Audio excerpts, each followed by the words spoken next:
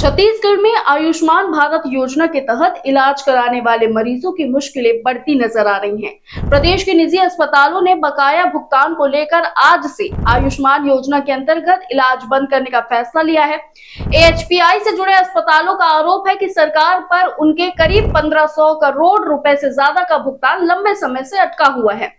निजी अस्पतालों ने पोस्टर जारी कर इलाज बंद करने की लिखित सूचना भी दे दी है। अस्पताल प्रबंधन का कहना है कि अगर जल्द भुगतान नहीं हुआ तो ये बंदी लंबे समय तक चल सकती है। इसका सीधा असर गरीब, ग्रामीण और जरूरतमंद मरीजों पर पड़ेगा जो आयुष्मान योजना के भरोसे निजी अस्पतालों में इलाज कराते हैं। वहीं स्वास्थ्य मंत्री श्याम बिहारी जायसवाल ने आरोपों को खारिज करते हुए कहा कि बकाया राशि को लेकर भ्रम फैलाया जा रहा है। उन्होंने दावा किया कि सरकार लगातार अस्पतालों से संपर्क में है और स्वास्थ्य सेवाएं प्रभावित नहीं होने दी जाएगी।